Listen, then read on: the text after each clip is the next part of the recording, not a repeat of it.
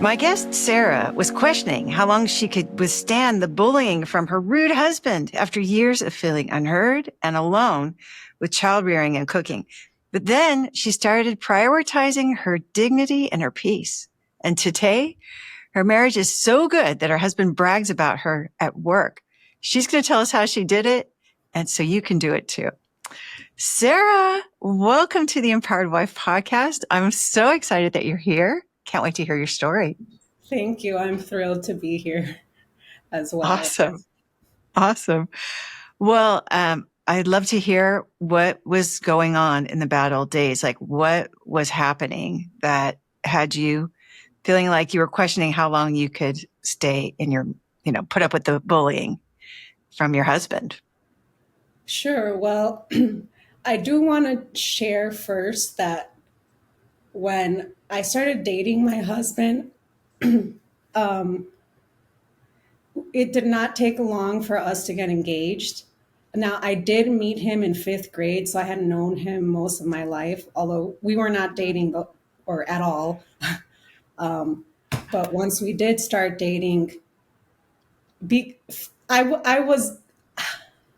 such a cautious person generally, so I would not have leaped into it like such a short. And we were engaged 5 months, but I felt that it was very doable because I knew his life. But what I remember is that when he asked me to marry him, I knew that I wanted to marry him because I had this very clear sentence in my head that I knew that I could trust him completely with my well-being and that he always showed to have my best interest in mind. So I just want to share how sure I was of marrying him, and furthermore, he was someone that I had known my whole life. Wow. So, but once we were married, so basically almost a year to the date of when we started dating, we started dating in September, and then the next September we were getting married. Soon after, it didn't take long. It was just within the first few months that I started feeling the disappointment from what a married life was. So we were living in different cities when we were dating, and then so when we got married, he moved to where I was living.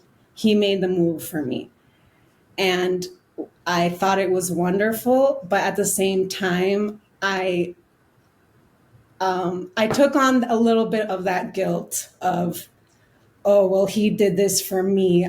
I already took being a good wife. It was something I took very seriously, but that just added that extra layer.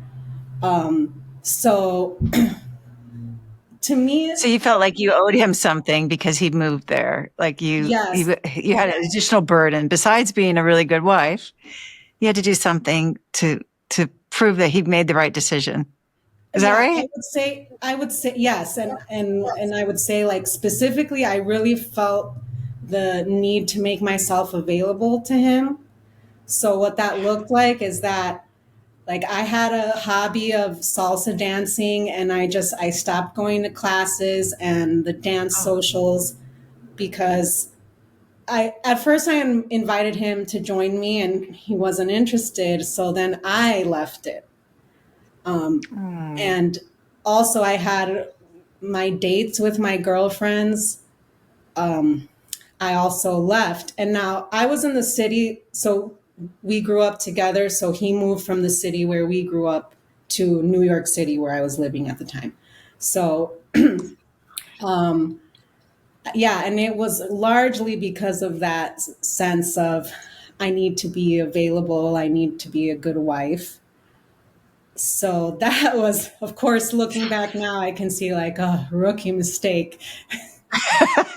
Right? Like that meant all that joy that you were getting, all the endorphins from salsa dancing, all the pleasure you were feeling from moving with the rhythm and the music, it was gone out of your life. Right, So, correct. And then and this was in 2018. And so I'm mentioning that because my husband ended up, his initial plan was to find a job in the city where he moved to, but they actually, his company actually asked him to be a remote employee and keep his job. So he was their first remote employee. Of course, 2 years later, everyone became a remote employee. But that meant for our marriage, that meant that he was home all the time. And I left home to work. And Oh, it really, that was one of those conditions that just impacted me. I just felt like, see, I was expecting him to come and build his hobbies in a new city. Like he liked biking. So I was totally expecting him to be out biking, making friends. But instead, he was home and I didn't get any alone time. And of no course, I didn't know solitude. how to ask for Yeah. alone time either. It's rude. Like, please go away. Right. Like, Yes, that's right. That's how I felt. yeah. Um, and so that's how it started from the very beginning. And then a few months into our marriage, I started noticing that I felt that he had unfair expectations of me. So on the one hand, I love, one of my favorite things to do is to wake up and cook breakfast and eat right away. So Yeah.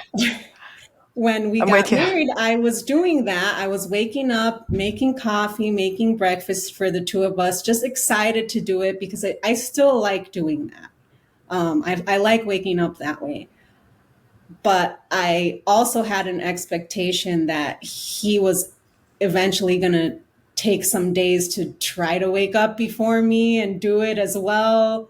I just expected that if he saw me doing it, that he would catch on like, okay, this is what I should do too. Or if she does this every day, why not? Why shouldn't I? That was my very like rooted expectation that I had. And then it just turned into my cooking every meal. Mm. So just do more to be a good wife. And but I do remember one time I said something like, maybe you can cook sometimes, some type of request. And he said to me, he said, well, what's the point of being married if it was about like maybe us having meals on our own. That's what it was. And he said, well, what's the point of Oh. being married if I'm going to eat alone? So Oh.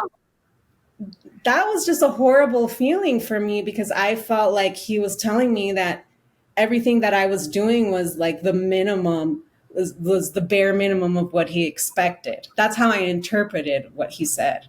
Gotcha. Gotcha. Like you're just barely passing. You're barely getting a C in wife, and that's because you're at least cooking all the meals. Right. But if you didn't do that, then you'd probably fall down to a D or an F. Exactly. What was the point? Yeah. What was the point? Yeah. And then Yeah. the other thing that I experienced in the first year that I felt was like a big disappointment for me was that, so I felt that I had a very clear idea of what respect was. And I did think that even if a person speaks nasty to you, you don't need to say it back. It's going to make it worse. I did sort of have that idea. And but I think I also had a particular view of respect that you could get irritated with the person over small things. Irritation is normal, but to raise your voice, to become very angry, and to like lose your temper over something that wasn't dishonesty is just, that's what I considered being disrespectful. Yeah. And Yeah. And that's what would happen. You know, so I would see my husband's reactions as overreactions because it wasn't ever a case of like my being dishonest or lying. Something to me, like if it wasn't major, you didn't take it to that level, which for me being Yeah. something major would be like dishonesty or something where you're like clearly being deceitful. But most interactions in a married life are not that, especially in newlywed life. So I couldn't understand why. So one of the things that I experienced these reactions from him was that he just expected me to always have a plan. Like for example, for weekends, it's like the weekend would come or a day off would come. Now, I have to say I worked a lot in those days. In those days I was a piano teacher and I was teaching piano lessons 7 days a week. Oh, And I 7 days thought a that I was week. doing the right thing in those days. Okay. Okay. You thought, Um, why take a day off? I could just work every day. Okay. Yeah. well, in my mind, because of the piano teacher's schedule is an after school schedule, 3 to 8 p.m. So I thought, like, I'm only working half days. So working every day on the week, I'm not really working full days. That was the justification in my mind. I Okay. I didn't really definitely didn't practice resting and taking care of myself and understanding my mood. I had no concept of that. I had a very strong concept of working hard and yeah, that sort of thing. So, but whenever we would have time off or I would have a Sunday off, he like expected me to have a plan, or that's at least what I understood was happening. And I remember being baffled by that, thinking like, we both work full time. Like obviously on a day off, you just relax. And then when you relax and you feel better, you can choose what you're going to do and go do it. It doesn't have to be anything grandiose. It's a day off. We live in New York City. You just walk to the corner, you can do whatever you want, Yeah. sort of thing. But it would really frustrate him and he would have these reactions. That's when I really started thinking he was very rude. I started spending a lot of time thinking about how his upbringing was different from mine, how he had a very different family culture, because that's just not how we spoke in our household over things like that. Um, Yeah. so, So kind of so you scary. know, So like what kinds of things? So he would be like just raising his voice at you? Like what kinds of things would he say? he would raise his voice. This is part of it. So my husband's very tall. He's about a foot taller than me. Um, and of course, when we were dating, I was swooning over that. But then when we were married and started getting irritated at each other, it became very unpleasant. Terrifying. Yeah, Yes. just raising his voice slightly, I think affected me more than um, maybe more than if he were smaller. Yeah. Um, Yeah. No, I get it. There, like your threat response was triggered. Yeah. right. It was raising his voice. It was then there would be a criticism, some type of criticism, or just like not using the word stupid, but just kind of like how could you not, like how could you, sort of response that I experienced. And I really thought like, man, this is such a like the punishment doesn't fit the crime type of Absolutely. interaction. That's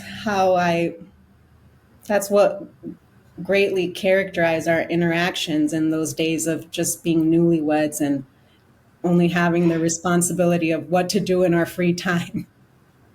We lived in an Yeah. apartment.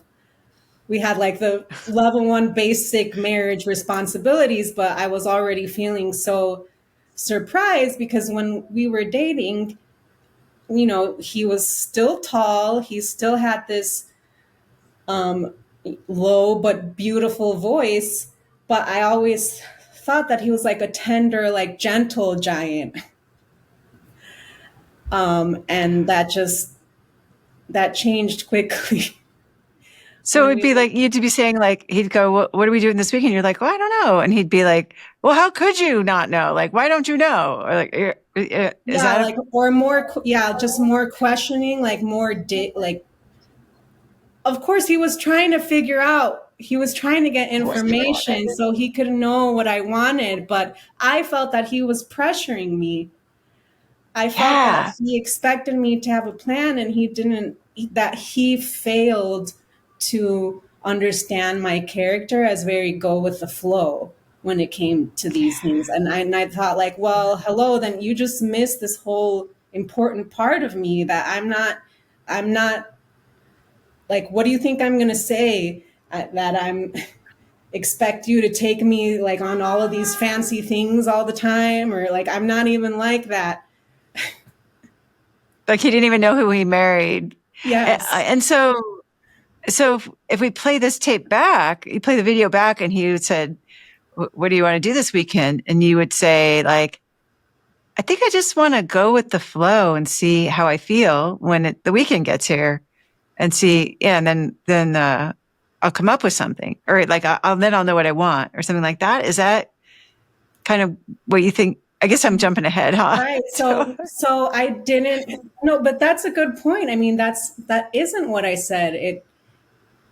In those days, I tried so hard to answer his question.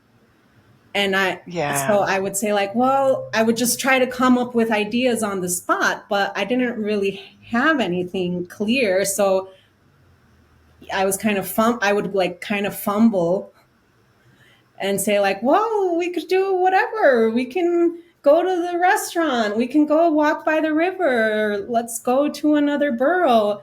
Um, So you're like the tourist department instead of like checking with Sarah, like, oh, what do I want to do? You were just like giving exactly. I him the would list of never things to ask do for in New York that. City.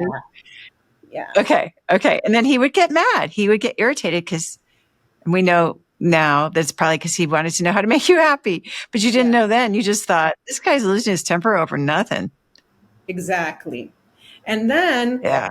um, so when that would happen, as I said, I did know not to necessarily match him, but I felt very upset. And then he would like continue the pressuring, as I felt like the pressure tactics. And I would tell him, well, why are you so upset at this point? Because I'm not saying anything to you. I haven't said anything to make you upset. And this is what he would say. He said, you don't have to say a word. I know from your body language and your micro expressions. And that would make it even worse. And I think, who even says micro expressions? Like, this man is so demanding. Who says that? So I agree. I agree. But then it was like, okay, even though you're like you had duct tape on basically, right? So you're not saying anything, but he's still upset because he can see that you're upset. Yes. And And I now there's have no never winning. There's no winning. experienced that before.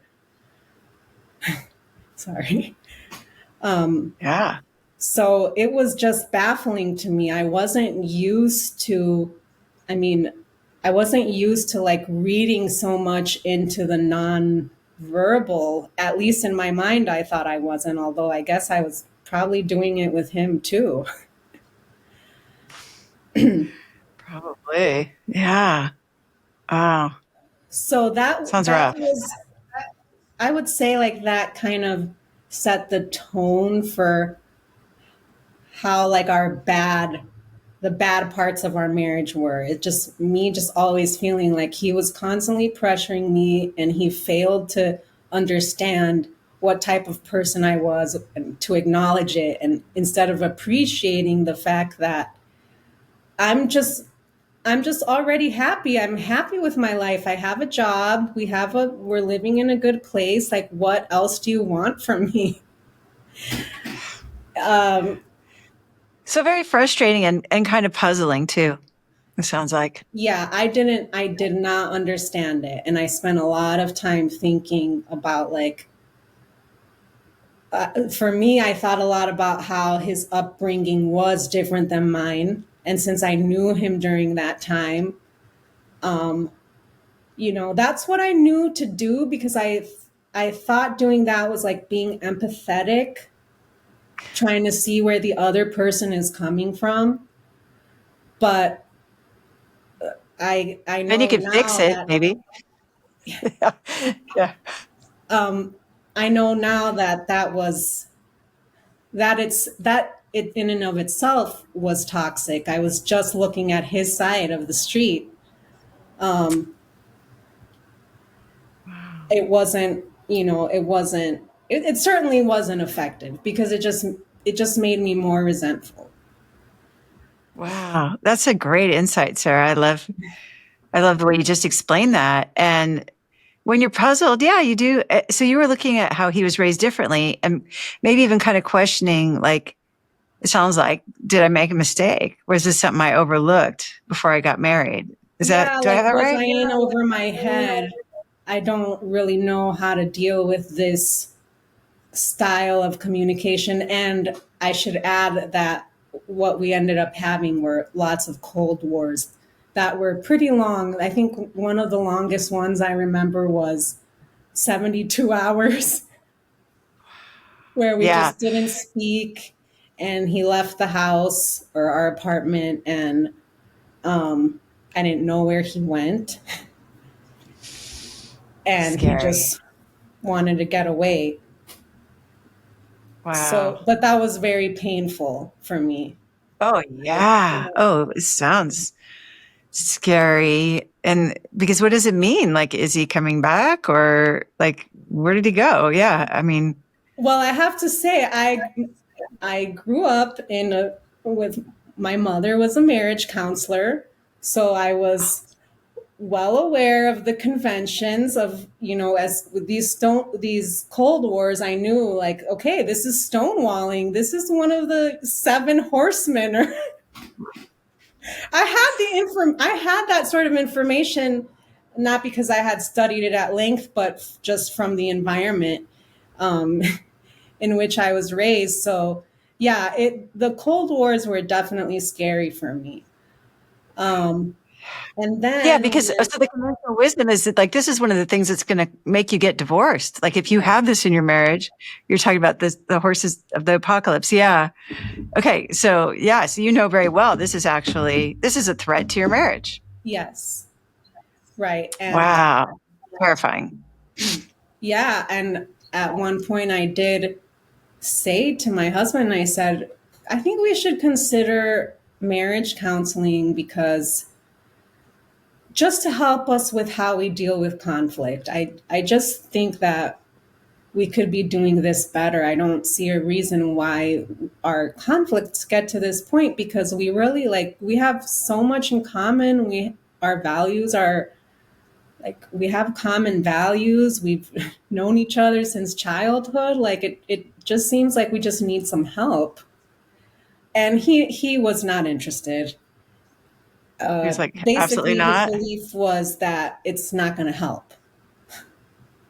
Hmm.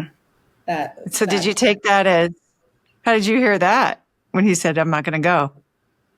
I mean, yeah, I took it as okay. He's not really willing to entertain the idea that what he's doing is causing problems in our marriage, and he's going to continue to see me as part of the problem. And I really don't think that I'm part of the problem. Yeah. And that means it's hopeless because he's not going to work on it and Yeah, you're not part of the problem. So, how's this ever going to get better? right. That's what I thought. Like, yeah, at the same time, I did feel that things were pretty much half and half, at least good. Like he was home all the time, and he was loyal. I knew that he was loyal. I never was concerned about there being any like infidelity, or I knew that he really loved me. I didn't know when we were in fifth grade, but when we were dating, he told me that I was his middle school crush.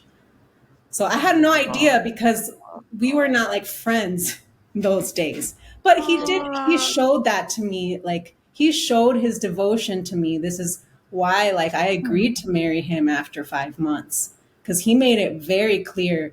And, and, and I was at a point in my life, I mean, I had just turned 31. So after my relationships that I had in my 20s,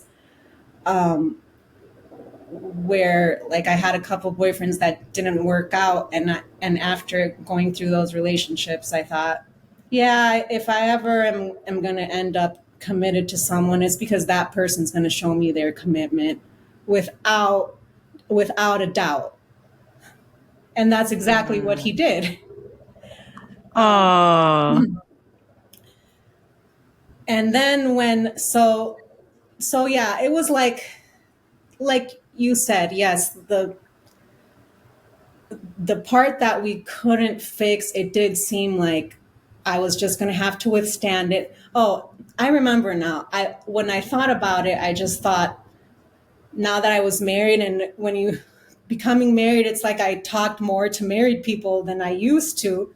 So I realized, like, this is marriage. Marriage is difficult. People just have to withstand a lot of problems, and a lot of people have much worse problems than I have. I don't what I'm experiencing is like the minimum of what most marriages go through.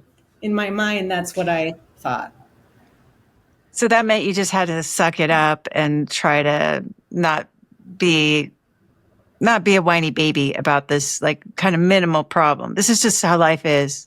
Marriage Yeah, is hard. and Marriage that's it's a kind of sucky. I like how you're saying that, because I do remember thinking I need to develop my mental strength. There clearly, like, I'm a musician, so I always thought, okay, I know that I'm emotional. I know that I physically feel emotions very strongly. It's just part of my calling in life, all of that. Um, and and I thought, there's probably it's probably making it very hard for me to deal with my husband. But yeah, it was just really hard. It was very lonely, Yeah, feeling it that does sound way. really lonely. But Yeah. where then I would say, like, the true bad old days where the slow burn just became that fire is when the pandemic started. We went back to the city that we're both from, and then that's when we became homeowners. Because one of the things that at that time, as much as I did not want to leave New York City, we could see that what we paid in rent there would be more than a mortgage back to where we moved. So we were able to get a condominium, and we became homeowners. And shortly thereafter, I got pregnant. So now we had that new level of responsibility. And so we had a situation that brought up the fear level for me majorly, which is that we got some damage in our unit that was caused by another unit. I can't really go into the details, but that's what it was. It was bad. It made that room unusable. So we had an Oh, unusable bathroom. We were supposed to have two, and now we only had one. And it was very scary for me, because the other unit that where the damage came from, it was the people there had been living for decades and had been on the board for decades. And we were there, and this happened within our first year of living there. So I felt like we're at a big disadvantage. Like, even like basically we're victims in a pretty literal sense. Like, we're the victims here. This damage happened to us, but we're at such a disadvantage in terms of um, the in and outs of the HOAs, right? Yeah. Yeah. So that was hard for me. And then with the pregnancy and the complications that I had, especially at the end, and then I had a very difficult birth with some difficult, like physically difficult postpartum complications. Um, Hmm. just not having that extra bathroom really affected me. Yes. Yes. Feel And you. and I really wanted it to be repaired, but because it was a situation where you have to deal with a lot of other people for those repairs to happen, it just wasn't happening. And somehow, even though I could see on paper my husband was doing everything he could, just somehow it just didn't feel like enough. And I just really started feeling, that's when I really started feeling like a victim. That why do I have to go through this? I'm the one with an infant. I'm the one with, this certain healing that I had to go through, because I had a C-section and I had an infection and there was a lot that I had to deal with, just physically, let alone mentally. Um, that I thought, what? Why do I have to wait? Why do I have to wait so long for this to get resolved? Um, and then, yeah, my husband just got more involved with the building and just trying to make things run more smoothly. And that's when I can say now that's when I became very disrespectful. I didn't know it at the time because I wasn't criticizing him, but number one, I was trying to help. So I was attending all the meetings alongside my husband.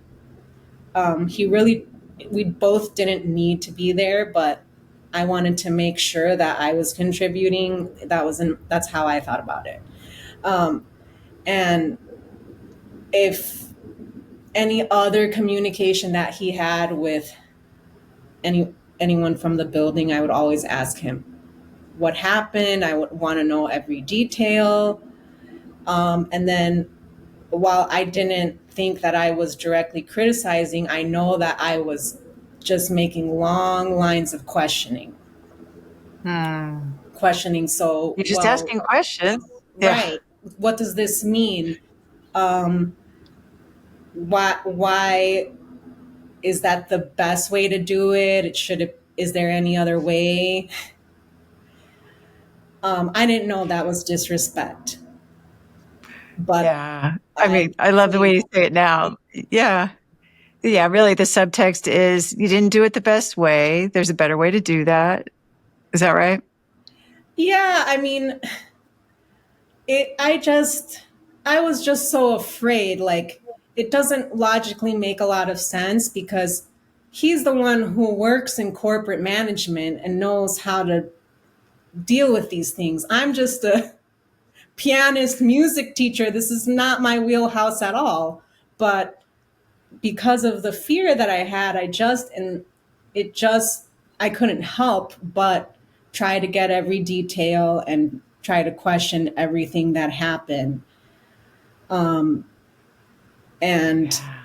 it was, I thought that I was being helpful. I thought that I was being supportive. I wasn't even aware of how much I was just doing it compulsively just to alleviate my fears, because I wanted so badly for that problem to be fixed when I wanted it.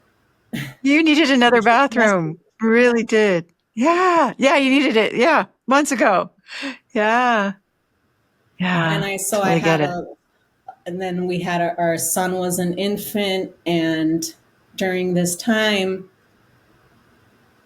I, like, I just did everything partly because, I mean, by and large, it was the motherly instinct.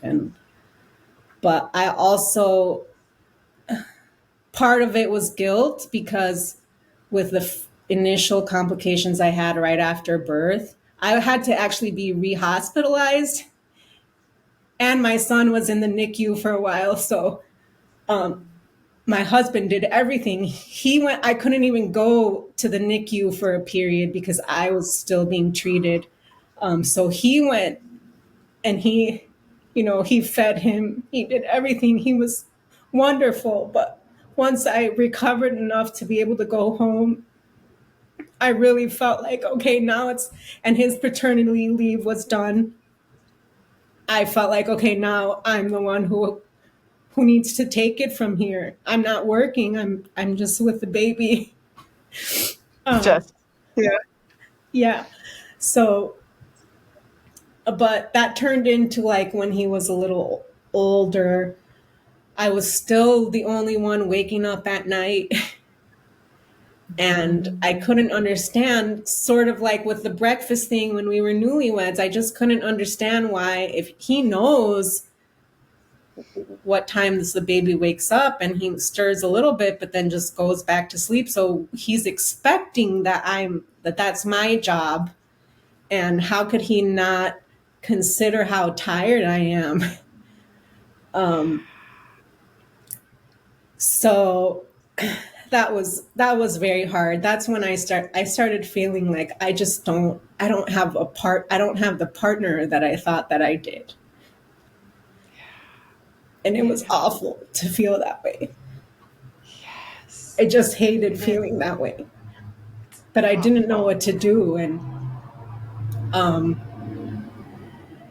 yeah, there was one time where I asked for help in the middle of the night and it didn't go well. My husband threw a bottle across the room. Scary. Yeah. So now you're really alone Mm-hmm. and sleep deprived. Yes. Oof. Yeah, so but we got through like the hardest infant period, and when my son got closer to a year old, I started spending a lot of time out in the playground with him. I had a lot more strength because I was just very weak the first 8 months. Like my body was physically very weak. Like I couldn't always like sit down comfortably because anyway, but yeah, like once our son was a little older, it was a lot better. I wasn't suffering so much, just that pure like physical suffering. But I was still cooking because that's back from when we were newlyweds. And then I was still just doing all of the infant care. And the situation where we were living, it finally got to the point, this is close around the time our son turned 2. We started thinking about if we could live somewhere else, so that we just didn't have to live there anymore. But we're talking 2023 versus 2020. Now the interest rates are totally different, and the housing market, the prices of properties were nowhere near what they were when we first bought our properties. So it wasn't looking like we were going to be able to find anything that in the price range we needed. And but what ended up happening is that my parents, we were spending a lot of time there to get some help from them. They live in the same city. And so they asked my husband and I one day, like, why haven't you moved? We know you want to move somewhere else, so why haven't you moved anywhere? And my husband just said, like, we just don't know where else we could live. So they invited us to live in their house because they're retired. There's empty bedrooms. And my husband accepted on the spot. And he had smiled in a way like I hadn't seen him smile in a long time. And I was fine with that. Like there was a lot of advantages to living in that property in that neighborhood versus where we lived, and it gave us an opportunity. Specifically me, I really felt like I just didn't want to live there anymore. Like I couldn't stand the tension from the building. I had come to see that the way the building was being maintained was just not what I expected. So so we moved in with them, and I thought, okay, at this point we have more support, and like I'm gonna have some help with the baby, even if he can't help me always the way I would have liked, but at least I have some more help from my parents, and we have like more room, and there was like a lot of reasons why that I thought like, okay, things are just gonna be less tense. And it just became clear after, we got him to go to daycare in the mornings because of the neighborhood we lived in. There was some available spots. So, but what I noticed, like it became clear after a few weeks, months, that the tension stayed the same. It didn't get Oh, any better at all. So oh, at first it wow. stayed the same. Like he was still like snapping at me, criticizing me. And I started thinking, if we're so lucky that we have this situation, that we had somewhere, we were already in a nice neighborhood, nice place, but this place is even nicer. The neighborhood's even better. We're really lucky that we have this. And here, this is what's happening. He's not even acknowledging that ever, and still having the same attitude. And then Awful. it ended up, I felt that things were getting worse because now, since we lived with my parents, now there was more adults having to interact with each other. And Oh, so, yeah. um, In-laws. right. Yeah. So a lot of it was, now I feel caught in between Oh, some okay. of these,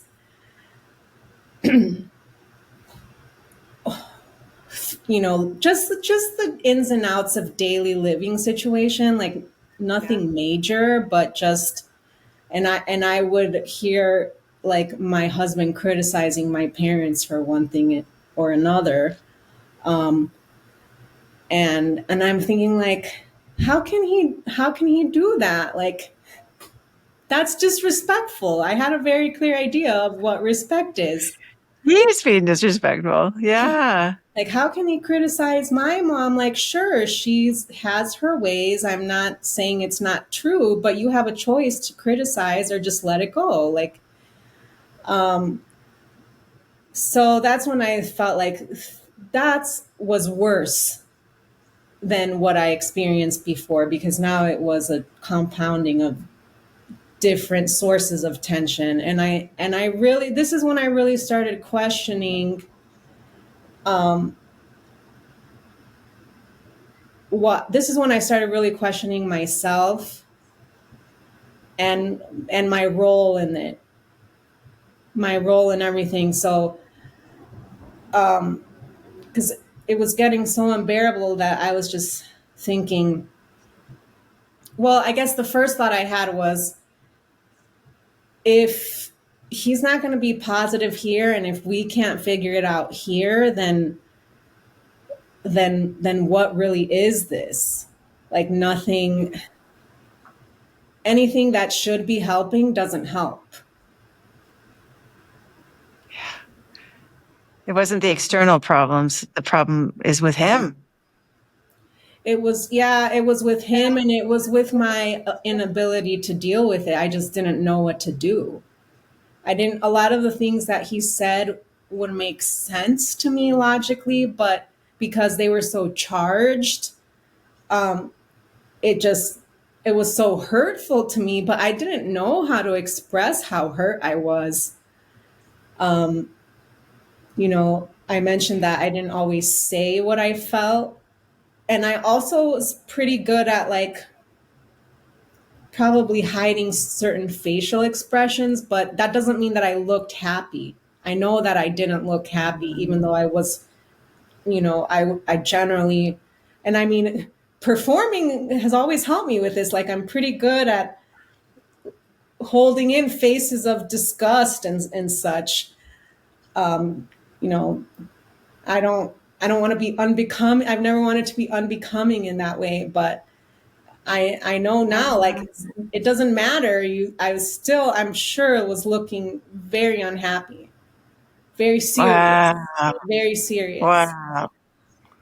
I like the word unbecoming. You didn't want to be unbecoming, but your energy was evident Yes, anyway. yes. Wow. So was there a moment when you said, okay, we can't keep going like this?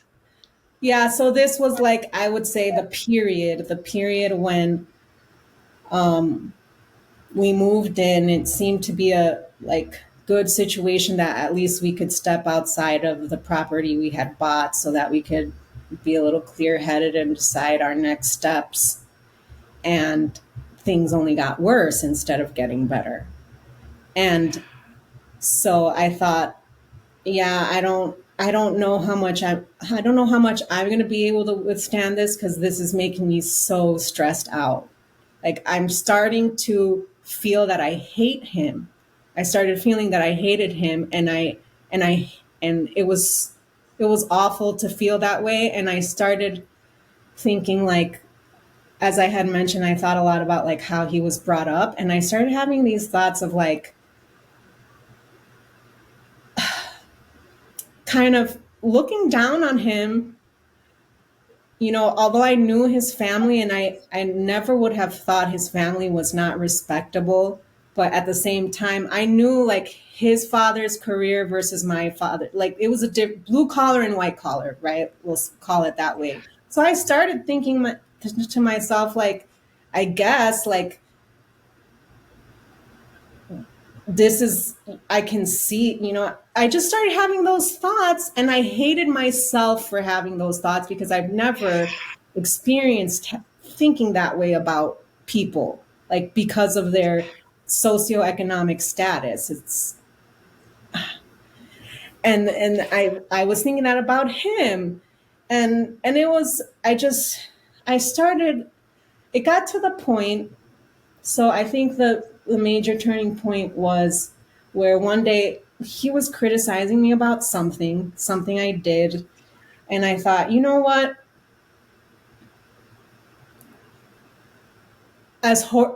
Whenever he criticized me about something, I should say, I knew that it was something I was struggling with. It's not something that I thought I did perfectly and then I was just blindsided by his reaction. I knew it was something I was struggling with, but I didn't expect to be blamed with it for it. I was expecting like, okay, let me help you or let me try to see where you're coming from. And I felt that I did that to him and that I didn't get that in return.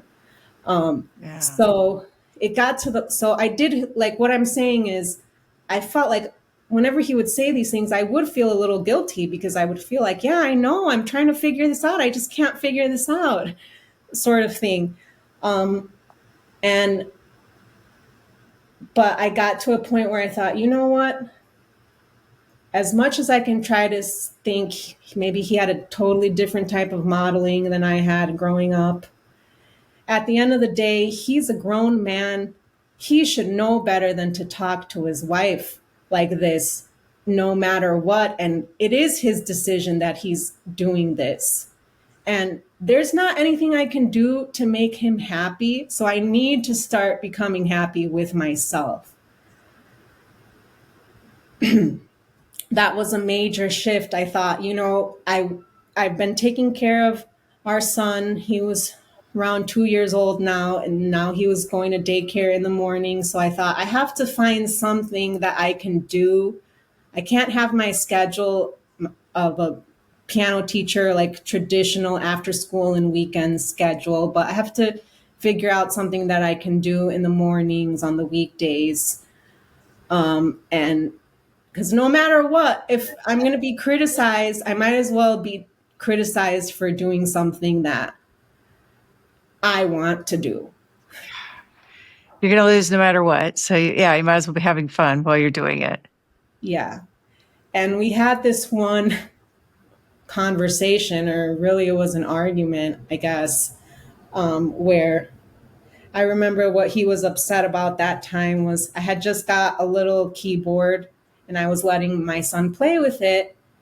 And we had to stay in the condominium a few weeks. So one of the neighbors complained about the noise because he was pressing the buttons that played songs. And one day my husband said, like, why don't you be the adult and show our son that you can't just make noise? You know that this is a very noisy thing. I don't know why you're letting him do this. So I put it away, said, okay, fine. I put it away. I went to the playground. And then he texted me again, telling me, like, I can't believe you did this. I can't believe, like, you refuse to act like an adult. Oh. And I said back to him, now, it's not what I would do today, but it was something very different. It definitely broke the pattern of what I used to do, which I used to just apologize and say, like, I'm sorry, I didn't mean it. I would defend myself, but I'm not trying to do that. Like, why are you seeing it that way? This time I said, I don't care what you think of me. And I don't care for your attitude about this. I said, maybe I may not be a model of what you're saying, but you're not a good model of controlling your temper. And that was what I said, period. So that was a big difference of how this was pre-skills. This is a big difference of how I had responded. And to my surprise, it was effective in the sense that when we got home, he told me, I just want you to know that I'm very happy to be married to you. And Wow. and to me, like, saying that type of thing that I said, it was very, like, kind of mean. That was exactly the type of thing that I tried to avoid before. Yeah. But Yeah. I knew then that it was genuine, it was sincere. That was something that hadn't been doing before. I could never bring myself to say those types of words, but after feeling battered for so long, like, I knew well in my head, it gave me a lot of opportunities to think, like, this isn't right how I'm treated. Like, No. so, No. and then that night when our son had gone to bed, he talked to me and he said, what do you want? He started remembering things that I had asked for, like just little things, like some clothing items. And then he also said, do you still want to go to marriage counseling? Because you've brought that up before. But it's funny because I had already thought about that. And at that point, I knew that I did not want to go to marriage counseling because while in the early days I wanted to go to complain about him, at this point, with all the criticism that I had endured, I thought, I don't want to go to marriage counseling with him because he's already criticizing me all day. Why do I need to go to marriage counseling? And that's what I told him. I do not want to go to marriage counseling with you. I cannot bear the thought of sitting through a session with you. And again, I wouldn't do that now, but it was an important moment because I was speaking sincerely. And that was what changed. And somehow, like, here he is asking me if I want to go to marriage counseling. And then here's what I said, how the conversation ended. I said, I need help for myself. I know that I need help for myself. I just don't know what it is, because he knows that I had done therapy when I was a teenager and young adult. So I knew what therapy was, and I had gone through this process myself. Like, oh, what is it going to take for me to express myself in a way? I knew that I was having some sort of communication difficulty. Like, I couldn't really say what I really felt because I was always afraid of coming off a certain way, in a way that I know that I didn't want to come off. But the result of that was just like I wasn't my authentic self. And I know now that my husband picked up exactly on that, but he also couldn't tell me what it was. He was just upset. It was making him so frustrated. He just Yes. probably, I mean, we haven't talked about this directly, but because of the change I've experienced, I'm sure that he just felt frustrated and felt like nothing could make me happy. Wow. Wow. This is a great illustration of the importance of you being authentic. And and you do such a good job of explaining like how you got there, right? Like Mm-hmm. you felt battered. You were criticized. He was complaining. He was taking shots at you, Yeah. throwing a bottle. I mean, these are things that like you could say to somebody and they'd say, "Oh my gosh, you have to get out. Like you're being verbally abused." Yeah. And right? And you were saying, "Let's go to marriage counseling." And the day you became authentic, the day you couldn't suck it in anymore and just started saying what was true for you. Not so, you said, what is it? You say what you mean without saying it mean, I guess is the thing we were looking for. So you weren't quite there, but you said what you mean. You said what Yeah. you meant. And that got Yes. a very different response from him. Right.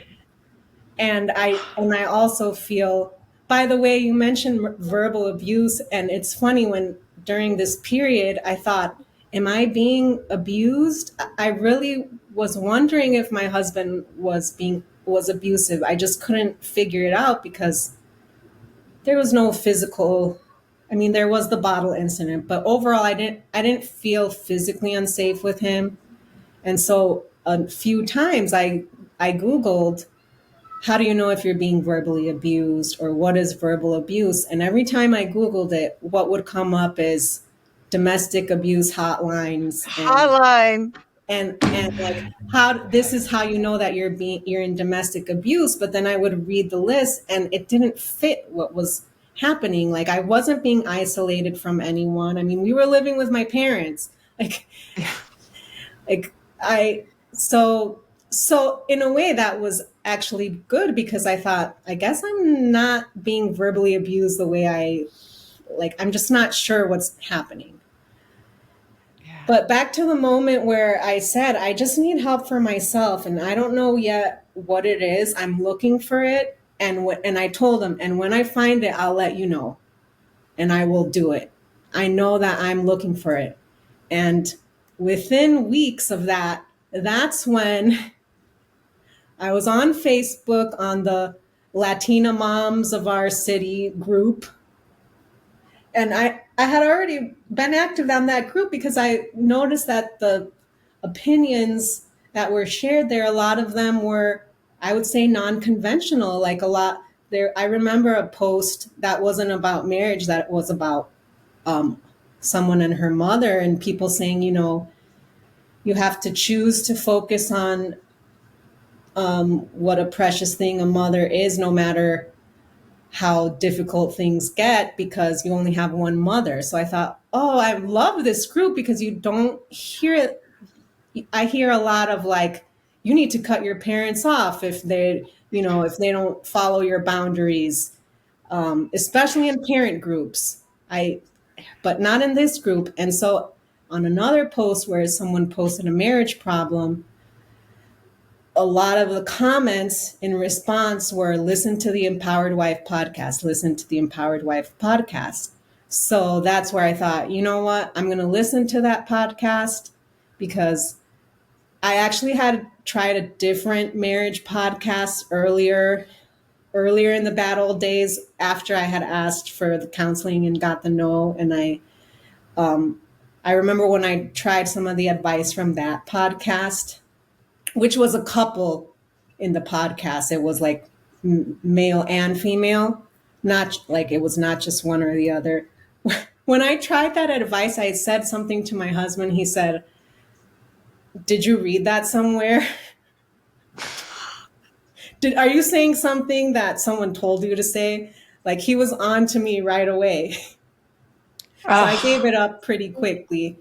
But I thought, okay, here's another. I've been looking for a helpful podcast. I just haven't found one. So let me try this one. So I started listening to it, and it was just immediately helpful. One of the first things that I remember hearing was duct tape. So I knew that I needed to use duct tape to stop defending myself whenever I felt criticized. Like, I knew that that was one thing where, oh, I remember hearing the specific teaching by you where you said RSVP no to an argument. You don't have to say anything. And when you don't say anything, he doesn't have to respond to you. Now he has to listen to his own words. That was so powerful for me. So, and I felt so good. I had hope that at least I knew I had a strategy of my own. yes. Yes. So I started doing it, and I felt like instantaneous results from that, just because I felt that the moment that I chose not to respond, and I had that clarity of like, he has to listen to what he just said. It's not on me to say anything. The tension just dropped so much. And even though he said what he said, it would stop right there. It wouldn't go on and on and on. Wow. So then I heard about self care, and I made my list of 20 things. And it was very basic in those days because I had a 2-year-old. So it was like, take a shower, have a warm meal, take a walk outside for 15 minutes by yourself. So this came together with, so I was just learning the skills with the podcast, right? Like, I would hear an episode and just everything was making sense to me. I was just following it.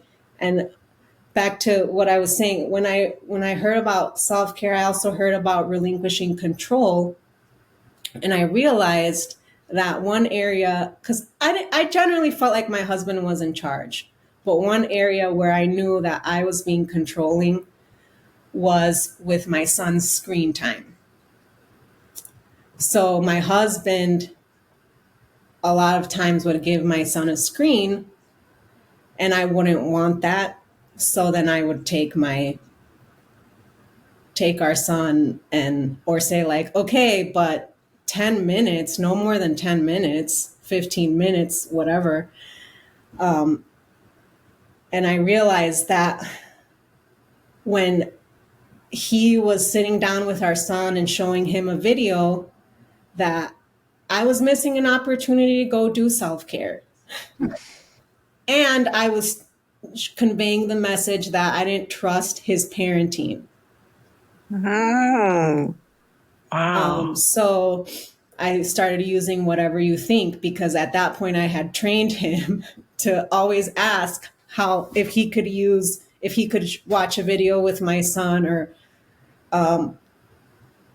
do like little games, or how, yeah, he would always ask me if it was okay. And of course, usually I would say yes, but only this amount of time. And I started instead saying, whatever you think, and leaving the house. It was a combination of self-care and staying on my own paper, because I knew that if I stayed in the house, I was going to be watching and counting the minutes that they were on a screen.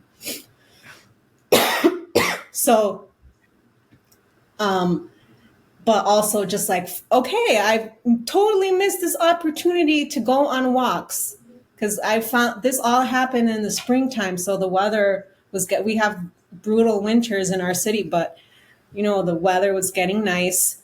So I started doing that. Those walks turned into jogs, and I started getting the exercise glow. And I would come back and just be in a completely different mood. Or the other thing that I did was I would maybe wash the dishes while he did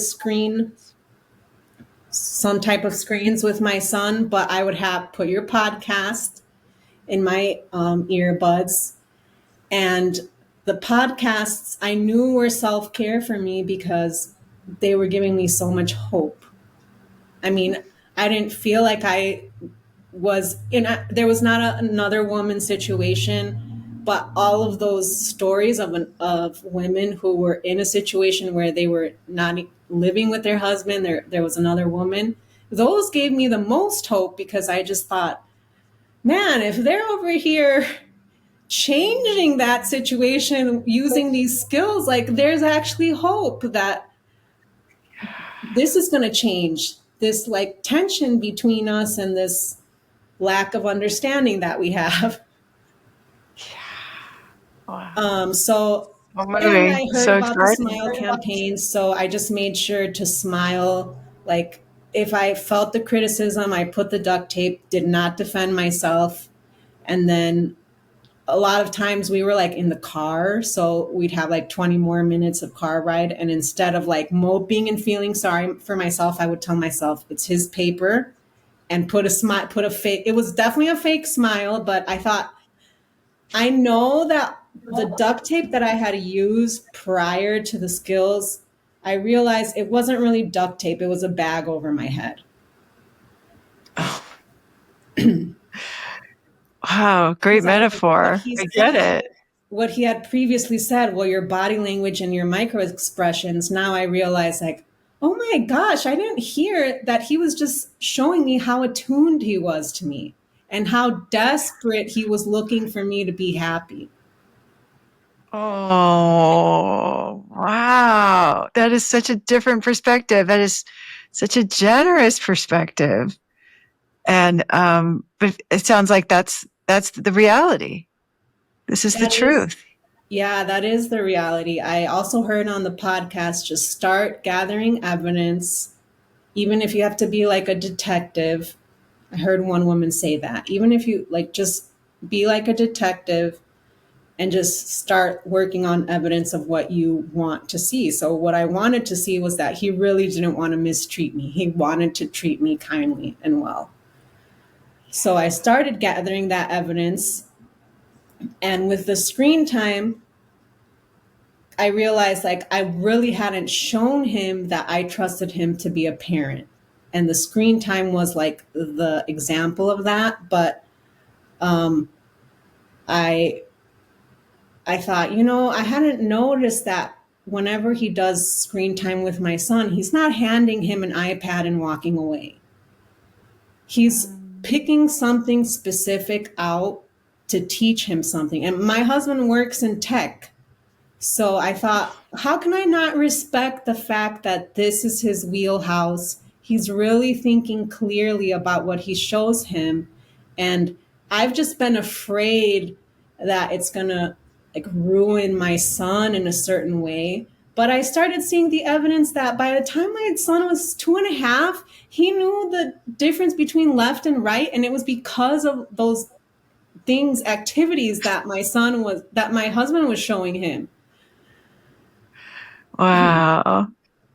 And He was teaching your son. He was showing him how to things that he needs to know. yeah, I started seeing that he's actually interacting with my son through that. He's not He's using not just that. using it like a babysitter. Right. Yeah. So, that's why I'm so grateful for the skills, because there was no way that I could have seen that, because what you see all over is don't let your kids, these are the recommended daily screen time limits, and screens are very harmful because of all of these reasons. And I never was used to using them a lot myself. I don't use them a lot in my profession. But, I was able, with the skills, I was able to see, like, you know, that's one. It doesn't have to just be that. It doesn't have to just be black or white. It's really about trusting my husband. And Yeah. and I know that my husband loves our son. And I've been getting in the way. I've been getting in the way of letting him feel like he can parent the way he wants to. And I'm just playing myself because I end up having to do all of the work because I'm blocking him. Yeah. No, I love that. I love how you got yourself there because it's true. Like, I think it's like a universal part of being a mom. Like, don't let your kids have screen time if you're gonna be a good mom. Like, or if you do, you got to feel guilty about it. Or Yeah. and and um but fathers are not like mothers, and you have one of each for a reason. Yeah. And your husband has a different. Yeah. So I love that you got there to the part where you could really respect that decision and how he's being a father. It's not just, yeah, he's not just like ruining your son's brain, like the conventional wisdom would tell us. Right. Yeah, it's beautiful. And you saw your opportunity for self care out of it, and you came back happy and glowing. So, what a difference! What a transformation, Sarah. Mhm. Beautiful. Wow, Yeah. I love that. So what else? What is your marriage like now? So now my husband, now I consider him an exceptional parent. I used the skills to get there. So eventually I got into Ridiculously Happy Wives. And then I also went into the Diamond program. So I was able to get some one on one coaching. And the coach helped me come up with this SFP. He's an exceptional parent. And that was just wonderful because it came from where my husband and I started, where when I married him, I felt that he was an exceptional person. I knew his life story. He has an amazing life story. And so I thought to myself, how can I not see this in his parenting? He's been very attuned to me. He wants to be very attuned to our son. And I I've gotten on his paper and I try to micromanage what he does and doesn't do. And it's just silly to do that because he's trustworthy. So now he uses screens, and he uses screens more than probably I would if I were taking care of my son all the time, but I'm not taking care of my son alone all the time anymore.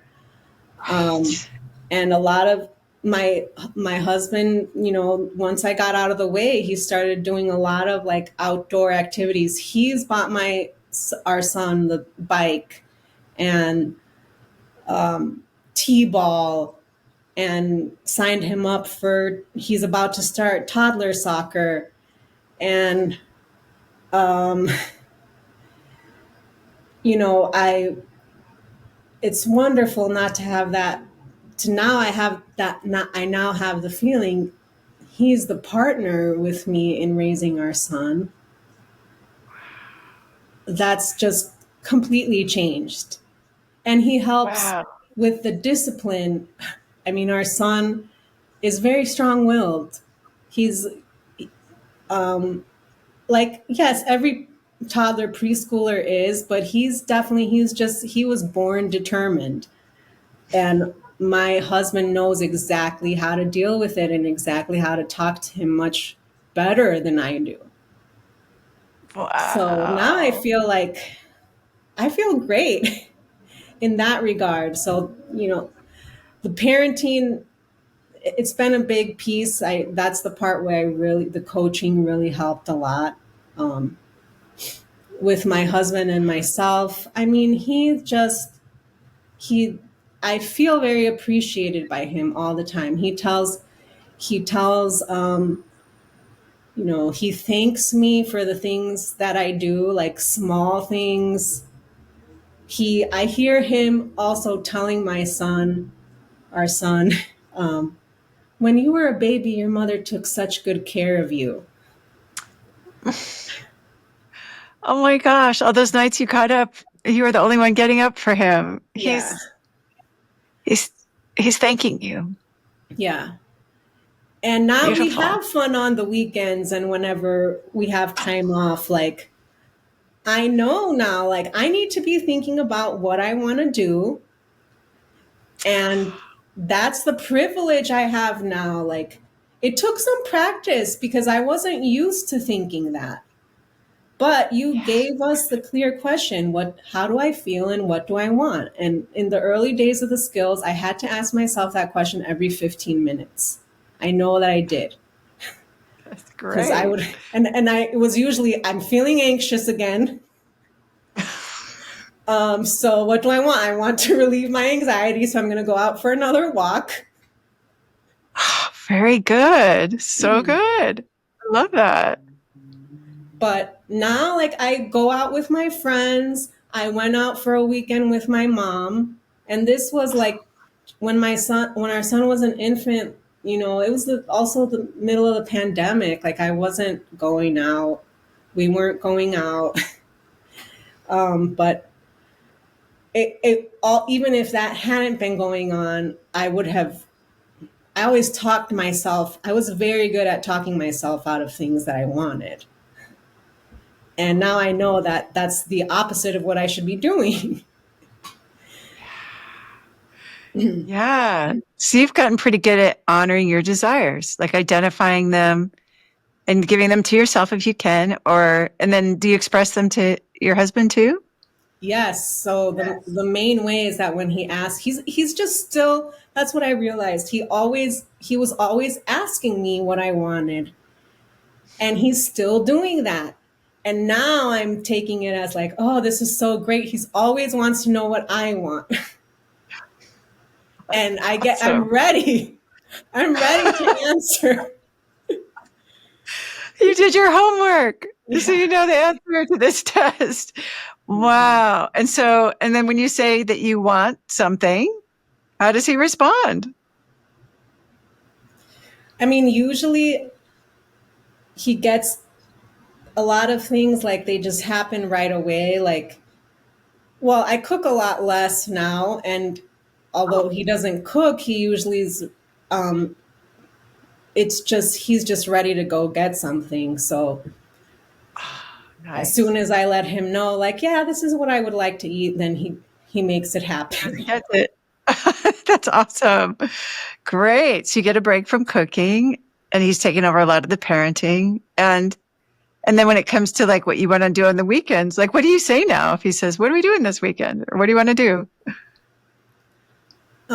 There's a lot of I want to go outside because I love going outside. We go to concerts now. I've always loved concerts, um, but now he looks for them. He got a new job as well, and now he used to work at a startup. Now he's working in a large company. So there's all types of like corporate sponsorship. So he has like, oh, I have tickets to this. I have tickets to this. And of course, I just say, oh, I would love to go to that. And then we go. We have a lot of fun. We're able to plan trips. We had a hard time. I mean, it was partly because of the pandemic, but like I said, that was really just maybe that just made it more obvious, but really the root problem was that I wasn't able to tell him because I always felt like, well, whatever you want to do, let's just do that because I'll be fine either way. And I've stopped doing that because I didn't know it I never would have thought of that as a destructive thing, but I lived it. Yeah. Yeah. And you get a much better response now from Yeah. saying, I would love to go to a concert than you did from saying whatever you want. He was mad he didn't have anything to put in his GPS to like the directionals because he Right. didn't know what you desired. And Yeah. that was frustrating. And then you weren't happy. Exactly. Yeah. And I have a lot of extended family, so we've done a lot of visits to family members, especially those with kids. And I used to feel guilty, like, well, my family is so big, like that's overwhelming if I'm just going to demand that I'm all to always be with my family. But I learned from the skills, like, that's not for me to decide. He's perfectly capable of saying, I can't, if he doesn't want to do that, he can say it. I don't even have to think he's going to say it in a nasty way, but it doesn't even come to that. Like, usually, I mean, pretty much You all just the time. go. Yeah, like as soon as I say that, okay, let's do that. That's great. That's a great idea. And he starts looking up hotels and And this is the same guy that used to criticize you and text you criticisms yeah. and okay, same man. And does he still do that? No, no, No? no. No. No criticisms. Usually Hardly. he I mean, texts everyone's me to check on me. Now I have a part-time job as a music teacher at the school where my son goes to preschool, and he checks on me to see how my day is going. Um, and yeah, those are the kinds of texts I get from him. He checks on me. wow. Wow. Okay. And I happen to know that you didn't share about this earlier, but your husband didn't like to buy Valentine's flowers. Yeah, he didn't like to buy flowers, period. He was always a generous gift giver. So he was like, he would buy clothes, and um I would receive them, but I would say I wouldn't receive them graciously because I had a negative attitude. So sometimes I would think, yeah, the way I naturally look isn't good enough for him. He's always trying to make me look better. I have that thought in my Oh, mind. I wouldn't say it, but I would have this thought in my mind. And now I know, like, my husband is super sharp. I don't have to say anything. And he feels the negativity from me. he's so tuned into you. Yeah. And the overthinking Wow. that I've been freed from. I don't have to overthink anymore. Like, if I like it, I like it. And, you know, a lot of um, the negativity that I exuded was, I realized from practicing self care, is the disrespect started within me. I couldn't say anything kind to myself. I was always second guessing myself. I was always overthinking how something would come off or what it would mean if I said X, Y, and Z, or if I did X, Y, and Z. And I realized this is really a misuse of my intellect, because I'm analyzing things. These are things that are not like major decisions. They're just daily decisions. What do I want to do? What should I do? How should I respond to this person? And I'm taking it to this whole like level that's really like this. I learn from the skills. I'm disrespecting myself constantly. And so that's what I'm exuding. And my husband t- experiences me as very negative and very unpleasant. Wow. And you were experiencing yourself in a similar way, it sounds like. Yeah, and I was starting Unpleasant, to, negative. yeah, hate myself more and more. Wow. So you're saying you're more confident now. Very, like, I've never been this, I always wanted to be this confident, and I used to think that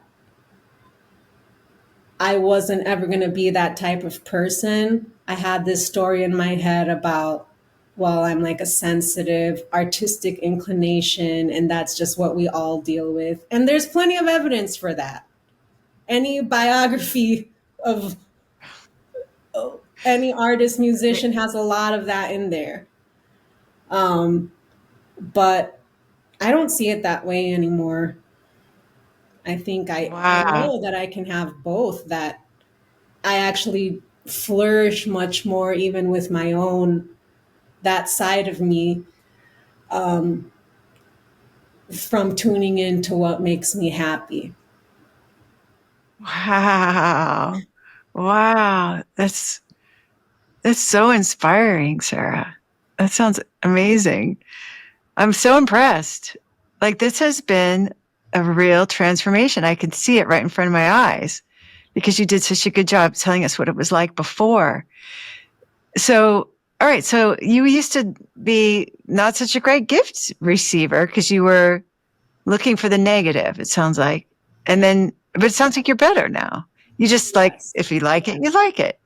And Right. so, but he wasn't into flowers before. Oh, right. And yeah, he used to tell me, like, on Valentine's and anniversaries, say, like, well, you know that I don't get flowers because they're a depreciating asset, like just immediately. And to me, I thought, like, yeah, like, it's not a huge deal to me. I'm happy, I want to go out.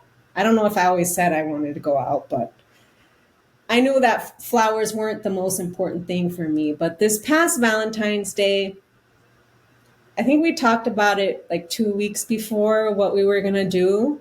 And then there was never a follow up conversation.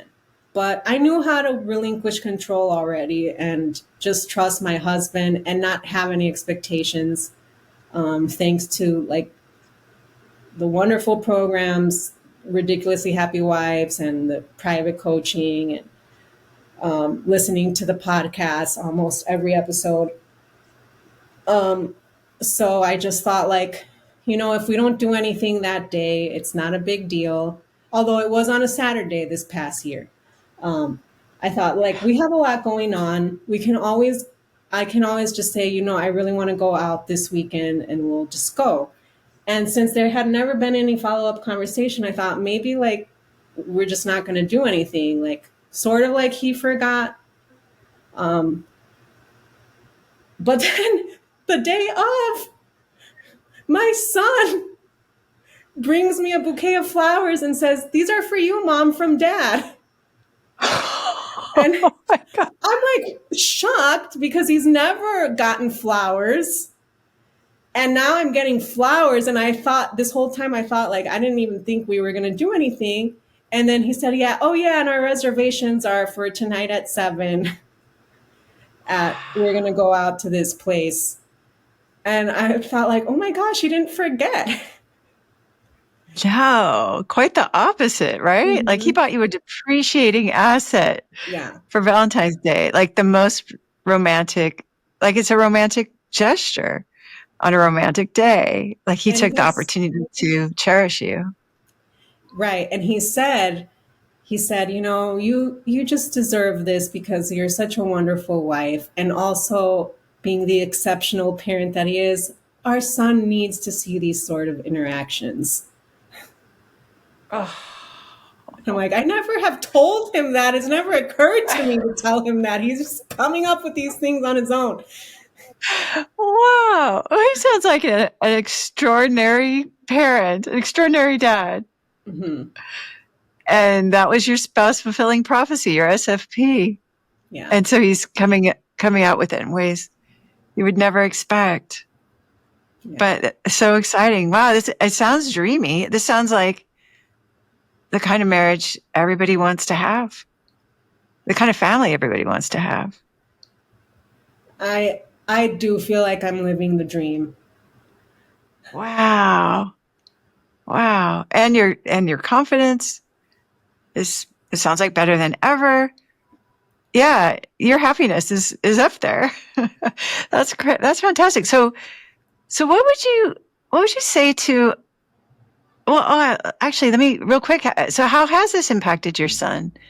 We've talked a little bit about Yeah. he's getting more parenting from his dad. What Sure. else? Anything else you can see? Yeah. So one thing is that I noticed a few months into the skills, that my son started saying about something that he liked. He started saying, I love it. I love it, Mom. I love it, Dad. And I thought, oh, wow, I guess I've been saying that a lot. He's 3 years old. So yeah, that's been very noticeable. Um, and he also started, well, I'll just briefly mention he was kind of a late talker. He ended up getting a little therapy, and around 2.5, 3 years old is when he really started saying a lot more words and then speaking full sentences. So it kind of happened at the same time. Like he started really speaking multiple sentences. And once he got there, I had been practicing the skills 6 months or so, and he started saying these things like, I just love it. Like the smallest thing. It wasn't necessarily a big, huge present, but he'd say, I love it. And then he started saying all the time to us, he loves us, and to his friends and cousins, he always say, I just love you. And it's funny because I thought, I know that we have peace in our home and we have that love, but I don't know that I say those exact words in front of my son. We don't My husband and I are not always saying like I just love you, but I'm thinking it has to be because he feels it. He knows the words and he knows that the words match what he's feeling. And I bet, absolutely. And it also, I just can't help but think about you receiving gifts now Yeah. without the negativity, right? You might be saying, I just love it. So I'm wondering, yeah, if I he know heard you that I doing say that. that for the plans whenever my husband says, okay, so let's do that. Or what if now sometimes my husband makes a suggestion, say, well, what if we do this? And I say, oh, yeah, I love that idea. I know I say that a lot. Oh, so your son's copying that. How cool. That's awesome. Well, and this all seems like it seemed at the beginning of your story, it seemed like this would be impossible for your family in a way. Like this Yeah. is not where you guys were headed. So what's your advice to somebody who is feeling battered, criticized, like that her husband is like loses his temper, that she's scared of him, that she has to defend herself, and she wants what you have now, where he texts her to check on her day, and he's hands their son roses to hand to you, and that he is like a wonderful parent, and their house is peaceful. Like, what would you say? What should she do? Where should she start? Because you have this miracle that you've had in your family, and I give you all the credit for doing it. So what should she do? I would tell her that I would tell her to start listening to the Empowered Wife podcast. I would tell her that when I listened to the podcast, I started feeling hope. I heard stories that I never heard before. And like I just have to recommend that to anyone if they share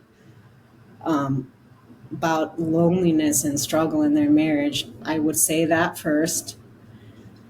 And I would also say, I would tell her to think about what makes her happy and do it. And don't let yourself feel guilty. Maybe I would ask her, do you do these things? And like I would tell her, I know I felt like I needed to be a good wife and not put myself first, but do the things that make yourself happy, and show that to your husband, because you're showing your husband what making you happy, and he might desperately be looking for that.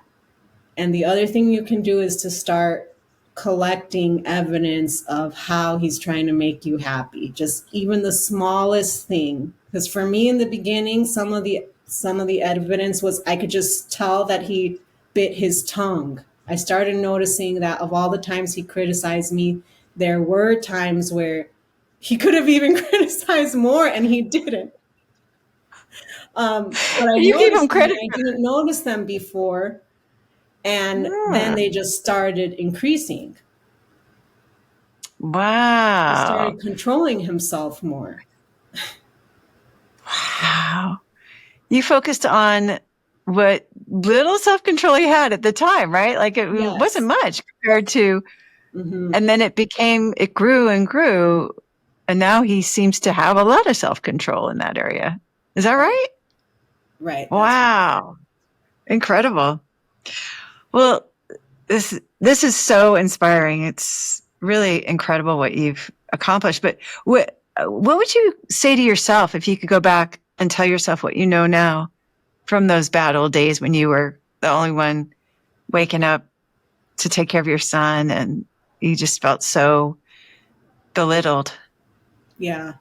I would tell myself something similar. I would tell myself to, if the podcast would have been out then, to listen to it, but I know the book would have been out. I would have told myself, it's good that you're trying to be better, you're trying to figure it out, and you don't know what to do because it's not the conventional information that you find everywhere. But try this book, because you're really trying to do something about this. And when you do the things that make you happy for yourself as opposed to for your husband, you're modeling. So even before I had a child, like when you raise children, you want to model for them. But even in the days before I was a mother, when I was a piano teacher, I probably would have had to use that analogy. Like in your piano lessons, you're modeling for your students. I knew this as an experienced teacher, not just how to play, but how to remain calm, because and remain positive, because I knew very well that the negativity, any discomfort in the lesson inhibits the learning. I knew that. So I think, tell myself, like in my newlywed days, like you have to, when you're doing the things that make you happy, you're modeling for him how he wants, like the way that he's trying to replicate that himself, and he needs to show the modeling of that. And you don't even have to say anything sometimes, but go ahead and think about all the things you want and feel free to say them, because that's going to help too.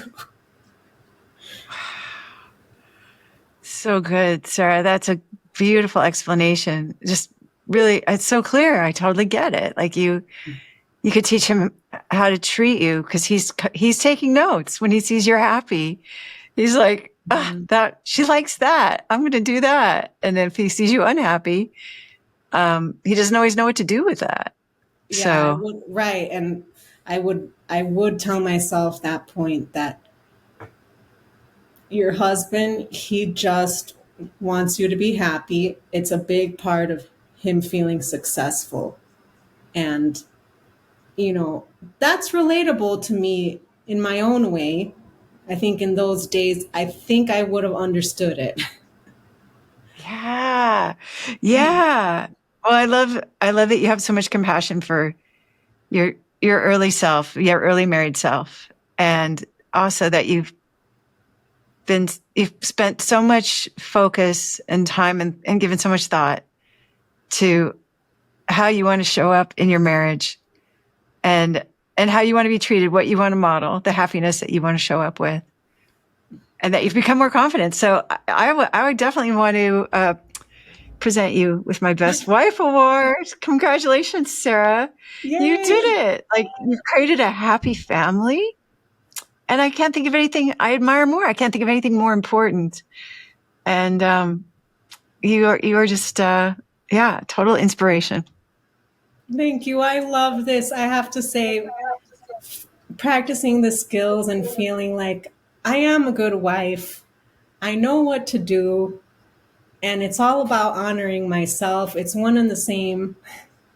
Honoring yourself, loving yourself is what changes your interactions with others. It's not about the pleasing. And that's just been a beautiful gift. Thank you so much. You're welcome. You richly deserve it. And thank you so much for being so vulnerable and sharing what has gone on in your marriage in such a authentic way that is so relatable. Yeah, it's just gold. I appreciate it. I've really enjoyed being able to talk to you today. Thank you so much. For more of the proven secrets on how to make your marriage playful and passionate without his conscious effort, check this out.